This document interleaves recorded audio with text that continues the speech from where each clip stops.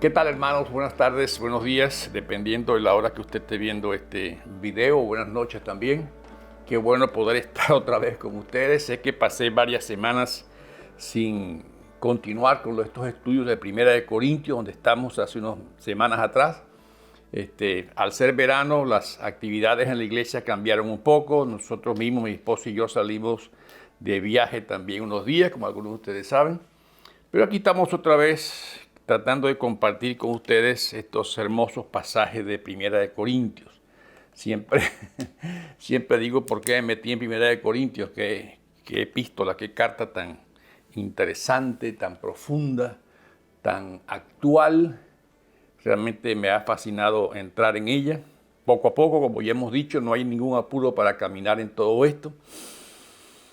Algunos de ustedes me han preguntado por qué le he estado mandando los videos y son varias semanas que dejé de enviar, pero disculpen ustedes, pero repito, las actividades de verano siempre cambian de trabajo, de vacaciones, de iglesia, de todas estas cosas. La semana pasada tuvimos un excelente tiempo en la iglesia con la escuela bíblica vacacional. Unos 35 niños se acercaron y fue un tiempo muy hermoso. Estuvimos ayudando también en ella. Pero aquí estamos otra vez para continuar con estos estudios. Gracias por su preocupación. Algunos me escribieron preguntando. No había ninguna razón específica, solamente otra vez que el tiempo cambió y vamos a continuar con ellos. Todavía faltan casi un mes de verano todavía aquí en los Estados Unidos y esperamos poder continuar con ellos a pesar de este cambio de tiempo. Todavía no estamos trabajando directamente en nuestros trabajos seculares y seguimos adelante. Bien, tenemos que trabajar hoy con el libro de Primera de Corintios, capítulo 6, verso 1 al 11. Espero que estén conmigo en esta lectura.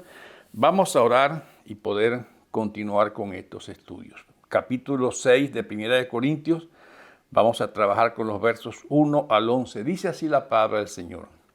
Si alguno de ustedes tiene un pleito con otro, ¿cómo se atreve a presentar demanda ante los inconversos en vez de acudir a los creyentes?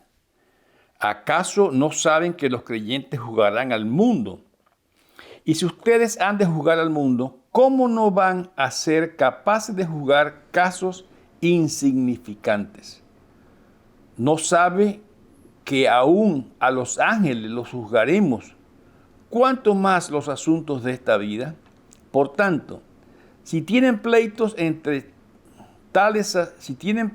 sobre tales asuntos, ¿cómo es que nombran como jueces a los que no cuentan para nada ante la iglesia?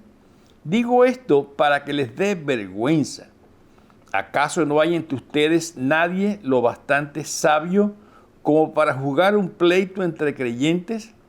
Al contrario, un hermano demanda a otro, y esto ante los incrédulos. En realidad, ya es una grave falta el solo hecho de que haya pleitos entre ustedes. ¿No sería mejor soportar la injusticia? ¿No sería mejor dejar que los defrauden? Lejos de esto, son ustedes los que defraudan y cometen injusticia, y conste que se trata de sus hermanos. ¿No saben que los malvados no heredarán el reino de Dios? No se dejen engañar ni los fornicarios, ni los idólatras, ni los adúlteros, ni los sodomitas, ni los pervertidos sexuales, ni los ladrones, ni los avaros, ni los borrachos, ni los calumniadores, ni los estafadores heredarán el reino de Dios. Y estos eran algunos de ustedes, pero ya han sido lavados, ya han sido santificados, ya han sido justificados en el nombre del Señor Jesucristo y por el Espíritu de nuestro Dios. Hasta aquí la palabra de hoy. Vamos a orar y darle gracias a Dios por ella. Padre, qué bueno poder reconocer la sabiduría que tú entregaste a un hombre como el apóstol Pablo y otro de los apóstoles, a quien tú, Señor, ungiste especialmente para escribir estas palabras dirigidas por ti. Qué bueno reconocer y saber que tú estás hablando a través de ellos. Padre, guíanos en esta lección. Ayúdanos a entender bien lo que tú estás tratando de comunicarnos en esta preocupación tan grande por una imagen de tu iglesia, por una imagen de tu cuerpo. Padre, qué bueno poder entender que aún en grupos cristianos suceden estas cosas, pero tú nos has enseñado a manejarlas, a tratarlas, a llevarlas adelante. Padre, guíanos con tu Espíritu Santo. Guía a cada hermano y hermana donde está. Responde sus preguntas por tu Espíritu Santo y que este tiempo le ayude, Señor, a crecer. Guíanos a toda verdad. En Cristo Jesús lo pedimos. Amén y amén. Bien, aquí tenemos otra vez a Pablo, que entra a este segundo ejemplo de lo que está pasando en la iglesia de Corinto, especialmente en el tema de aclarar esto de los juicios entre cristianos, juicios dentro de la iglesia y no fuera de la iglesia. Y señala esta práctica, o más bien la denuncia entre otros cristianos y en tribunales seculares, no tribunales eclesiásticos. Y lo desarrolla prácticamente en dos puntos muy interesantes. El primero es que si hay disputas que requieren intervención de terceros, se debe tratar dentro de la comunidad cristiana y no fuera de ella. Ese es el primer punto que Pablo hace. Y el segundo punto que él hace, dice muy claramente, y esto tenemos que entenderlo bien, hermanos, porque no es fácil de tragarse esta pastilla. Dice, no es mejor aceptar la injusticia, no es mejor aceptar el agravio, más bien que pedir una compensación o una indemnización. Aún en el contexto secular, Pablo enfatiza esto y muestra su indignación muy fuerte por lo que estaba sucediendo en esta iglesia de Corintios. Y ahí lo dice claramente en el versículo 5, ¿verdad? Digo esto porque para que les dé vergüenza. ¿Acaso no hay entre ustedes nadie lo bastante sabio como para jugar un pleito entre creyentes? ¿No hay entre ustedes alguien? Muestre esa indignación. Dice entre ustedes, entre los cristianos, y cuando habla de un pleito es cualquier asunto o práctica o una queja legal. Y esto sucedía muchas veces en ese tiempo en el contexto cultural, especialmente sobre propiedades, posesión de tierras, posesión de casas o comercio. Prácticamente Pablo está hablando con un grupito de gente de la iglesia de Corintios que venía arrastrando el problema que tratamos inicialmente, y la próxima clase lo vamos a aclarar un poco más, el asunto de los pleitos entre ellos, porque eran ricos, tenían posesiones. No todos los cristianos en aquella época, o no muchos de los cristianos en aquella época tenían tal cosa, ¿verdad? No muchos poseían tierra o poseían casa. Claramente, Pablo también usa en este pasaje la palabra de santos o santificados. Claramente enseña también el apóstol que no son por las virtudes que ellos tienen, todo lo contrario, sino más bien por la obra de Dios. Y al final de la clase lo vamos a hacer un énfasis muy especial. Y Pablo, por supuesto, no está criticando o diciendo las cortes de afuera son negativas o son injustas. De hecho, por supuesto que lo eran, especialmente las cortes romanas. Por supuesto que había injusticia. Si ustedes recuerdan, cuando estudiamos Hechos 18, pueden buscarlo, Hechos 18, 12 al 17, se recuerdan la situación que había en aquel tiempo, aunque en algunas ocasiones actuaban justamente. Pero en esos primeros capítulos o primeros versos también de ese capítulo 6 que estamos estudiando, Pablo hace otro énfasis. Recuerden que primero yo siempre hago como un pasaje o una narración completa de todo el pasaje y luego entramos a enseñar algunos puntos claves, ¿verdad? Otra vez continúo en esos versos 1 y 2. Pablo recuerda aquella enseñanza que ustedes pueden encontrarla en el libro de Daniel, capítulo 7, verso 22. Repito la cita, capítulo 7 de Daniel, verso 22, donde dice que como cristianos vamos a juzgar a los no cristianos, vamos a juzgar el mundo. Dice que aún a los hermanos y también ángeles y el resto del mundo, ¿verdad? ¿Cuánto más no podemos ser capaces de jugar algo terrenal? Si vamos a jugar cosas muy altas, debemos prepararnos para jugar estas cosas de aquí, cosas insignificantes, las llama Pablo, comparadas con esas que han de venir. Y la idea que habla de jueces, no puede haber nada que se ponga que la iglesia no puede manejar. Solo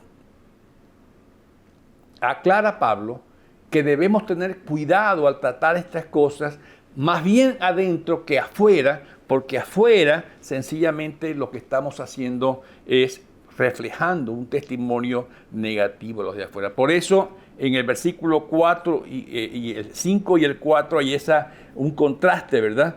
Y Pablo dice claramente, lo hago para su vergüenza. Digo esto para que se avergüence. Pablo está bastante enojado, diría yo, con esta situación que está pasando y hace ese punto de vergüenza para los corintios, porque estoy viendo litigios entre ustedes, estoy viendo divisiones, y esto frente al mundo. Lo peor que Pablo critica, por decirlo así, frente a un mundo que está viendo una situación incómoda y que no les ayuda a ustedes a dar un testimonio. Y claramente dice, no hay sabios entre ustedes, no hay gente que use aquella sabiduría que leímos allá en el capítulo 2, verso 6. En cambio, hablamos con sabiduría entre los que han alcanzado madurez, para que con la sabiduría de este mundo, ni con la de los gobernantes, los cuales terminarán en nada. Pablo está hablando de que el cristiano tiene una sabiduría especial que viene de Dios. Leí en el capítulo 2 de 1 Corintios, verso 6. Y les dice, no hay sabio entre ustedes, no hay alguien que puede hacer algo por ustedes. Usen la sabiduría de Dios. Por supuesto, si tienen formación legal, mucho mejor, ¿verdad? Y esto animaría a muchos cristianos que les gusta esa profesión legal, además de usar la profesión legal en su trabajo, también usar la sabiduría de Dios. Y Pablo es muy radical ahí en esos versos 7 y 8, donde dice que había pleitos o tengan pleitos entre ustedes. ¿Cuál es el pleito? Y es muy claramente exigir los derechos que tengo. Es mi derecho tener esto o aceptar aquello, ¿verdad? Pero recuerden una cosa, hermano, lo hemos dicho en clases anteriores. Los principios del reino son distintos a los principios humanos, a los principios de este mundo. Y aquí hay un ejemplo muy bueno para seguir. Exigir los derechos propios es opuesto a la enseñanza y ejemplo de Cristo y ejemplo del reino. Lo hemos dicho una y otra vez. Los principios de Cristo son distintos a los principios del mundo. Los principios del reino de Dios son distintos a los principios del reino humano. Y aquí tenemos un gran ejemplo. Por eso Pablo se atreve a decir esto. No es mejor sufrir el agravio, no es mejor pagar indemnización. Yo quiero que lean dos versos entre ustedes. Voy a leer uno y les dejo el otro para tarea. Busquen Mateo 5, 39 al 42. Repito, Mateo 5, 39 al 42. Y verán a Cristo ahí hablando de los derechos de uno y los derechos del otro. Repito la cita, Mateo 5, 39 al 42. Y vamos a leer en 1 de Pedro 2, 23. Ese sí lo leo juntos. 1 de Pedro, capítulo 2, verso 23. Es interesantísimo este verso, cómo refleja a Cristo, ¿verdad? Dice claramente, cuando proferían insultos contra él, hablando de Cristo, no replicaba con insultos. Cuando padecía, no amenazaba, sino que se entregaba a aquel que juzga con justicia. Lo repito para ustedes, 1 de Pedro 2, 23. Cuando proferían insultos contra él, no replicaba con insultos. Cuando padecían, no amenazaba, sino que se entregaba a aquel que juzga con justicia. Estamos en la mano del único que puede hacer justicia en este mundo, Dios. Ni siquiera mi justicia es correcta, porque mi justicia siempre está impregnada por el pecado de nuestro ser, ¿verdad? Pero hay uno que sí hace justicia. Y a él dice que debemos entregarlo y lo usa Cristo, pone a Cristo como ejemplo. Si no podemos resolver nuestros propios conflictos entre nosotros mismos, hermano, algo anda mal entre nosotros entonces. Si entre nosotros como hermanos no podemos resolver los conflictos, sino tenemos que acudir ante tribunales seculares o humanos, algo anda mal entre nosotros. Y por eso dice Pablo ahí claramente, y Cristo lo dice también, lean Mateo 5, 39, 42. ¿No es mejor sufrir el agravio? ¿No es mejor sufrir el agravio? Dios es quien va a hacer justicia. Antes que ir a tribunales seculares, Dios va a hacer justicia. Recuerden, y el versículo 7 y 8 de 1 de Corintios 6 que acabamos de leer, nos dice que esto lleva a cosas peores. El entrar en estas cosas nos lleva a cosas peores. Dice 7, en realidad ya es gran falla el solo hecho de que haya pleitos entre ustedes. ¿No sería mejor soportar la injusticia? ¿No sería mejor dejar que los defrauden? 8, lejos de esto son ustedes los que defraudan y cometen injusticia, y conte que se trata de sus hermanos. No está hablando con gente de afuera, está hablando con los de adentro. Por eso dice, el cuestionar o el actuar de esta manera aún pone en tela de juicio nuestra propia salvación. Y lo sigue diciendo los versos 9 y 10. Hay una lista ahí de vicios que Pablo está colocando, los que ya nombró, por cierto, algunos de ellos en el capítulo 5, y agrega otros vicios nuevos. No está hablando de cosas pasajeras. Son gente que vive como una forma persistente dentro de esta. Y dice claramente, esto es ajeno al reino de luz y la verdad. Vayan conmigo por favor a 1 de Juan, capítulo 3, 1 de Juan, capítulo 3, versos 4 al 10. Es interesante que leamos esto porque nos aclara mucho. No estoy diciendo que el cristiano no peca. Estamos hablando de una forma persistente, de vida persistente del pecado. 1 de Juan 3, 4 al 10. Dice así: ustedes queridos hijos son de Dios y han vencido a estos falsos profetas. A ver, déjame asegurarme que estoy en la lectura correcta.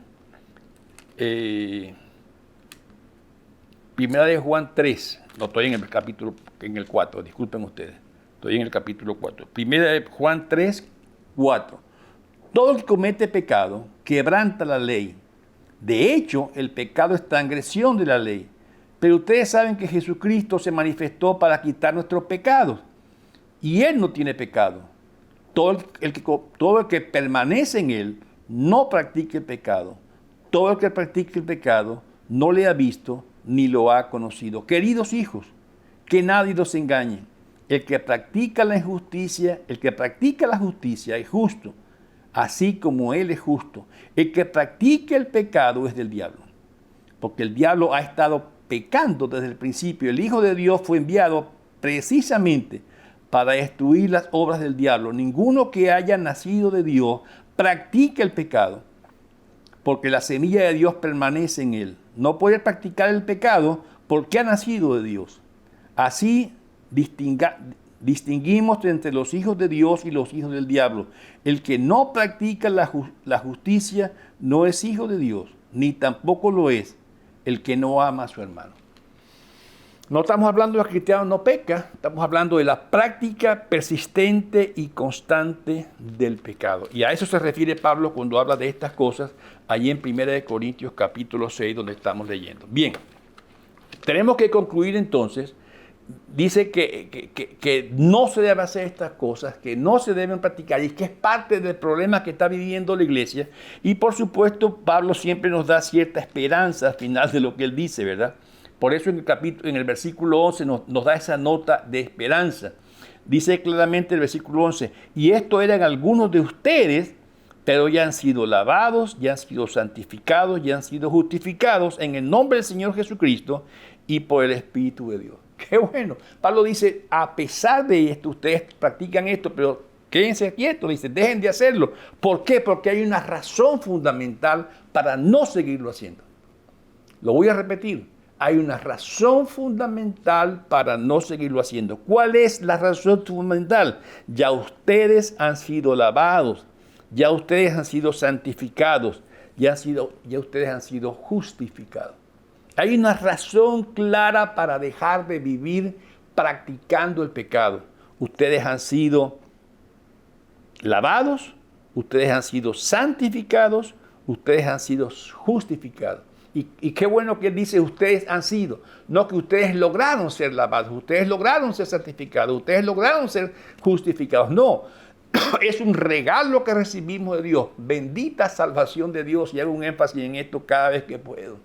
Bendita salvación de Dios que no depende de mi justicia, ni de mi obra, ni de lo que yo haga. Bendita salvación de Dios que depende de su obra única y exclusivamente. Y es una gran verdad que nos debe dar descanso. No soy yo quien logro. Dice Pablo, esto los caracterizó a ustedes en otra vida, pero ya lo han abandonado. Estas cosas, abandonen también estas otras prácticas de juicio entre ustedes frente a los tribunales no cristianos. Dios les da esa lista completa, ya Dios los ha.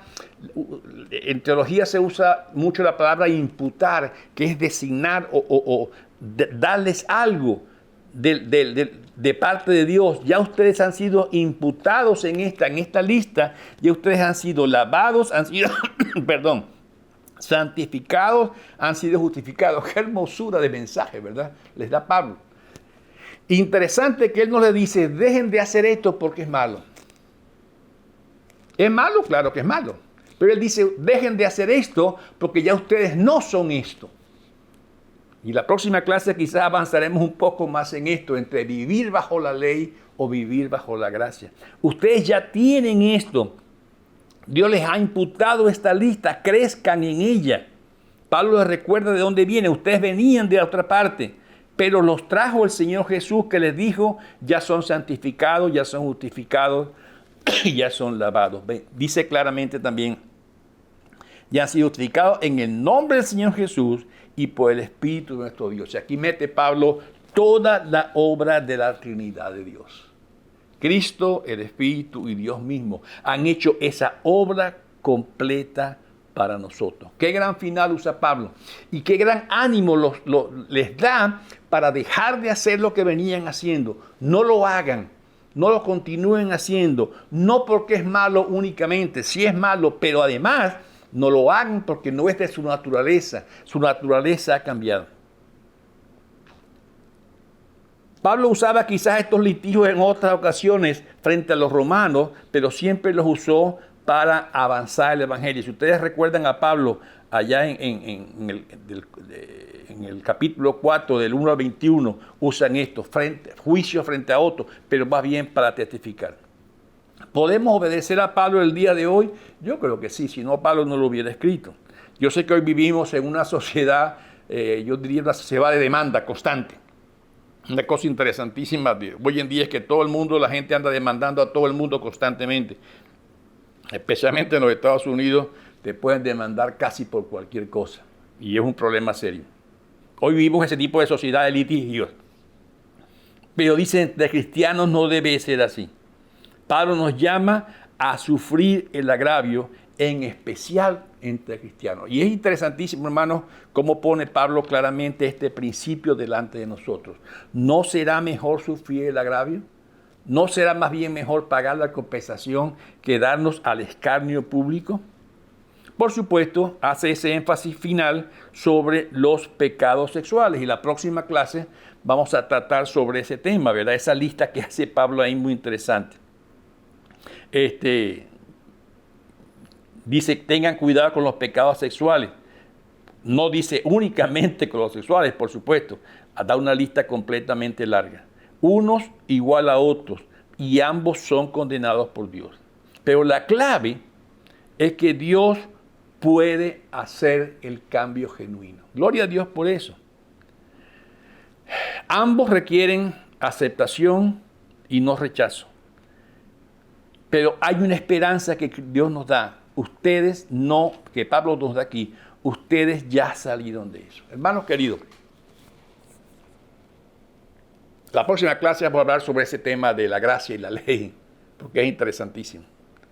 Pero la base de nuestra vida no es una lista de sí o no. La base de nuestra vida es Dios obrando en nosotros. Y esa obra de Dios nos capacita para dejar de hacer lo que antes hacíamos. Gracias a Dios por ello, que no vivimos como legalistas en este mundo con una lista de no.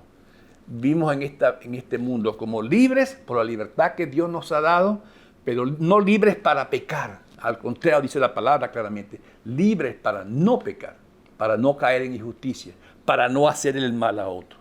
Y es la presentación que nos está haciendo Pablo. Recuerden, está hablando como una iglesia que tiene muchos problemas. Ya trató el primer problema de ese pecado sexual de uno de sus miembros. Está tratando el segundo ahora del problema de pleitos entre los hermanos, aún delante de los no cristianos. La próxima clase va a tratar otro de los problemas fuertes que había, también relacionados con pecados sexuales, pero ahora más generales, no ya acerca de una sola persona. Dios nos dé la gracia para aprender estas cosas, hermanos, y entender que la gracia de Dios cubre todas estas cosas, llena todas estas cosas, y Él nos da la fuerza y la capacidad para vivir sin pecado, no porque somos santos sin pecado, sino porque hemos recibido lavamiento, justificación y santificación. ¡Qué gran verdad! Usted y yo poseemos el lavamiento, la santificación y la justificación de Dios, hecha por Cristo, por el Espíritu de Dios y por Dios mismo. Bendito sea su nombre, desde ahora y para siempre. Amén. Gracias, hermanos, por este tiempo. Es una clase corta, pero vamos a continuar con la segunda clase después de esta. Vamos a orar. Padre, qué bueno poder ver en tu palabra estas grandes verdades que nos enseñan a vivir de una manera distinta. No porque somos distintos, sino porque tú nos has hecho distintos. Te damos gracias por ello y enséñanos a seguir caminando de la mano contigo. En Cristo Jesús lo pido. Amén y amén. Dios los bendiga, hermanos. Gracias y hasta la próxima.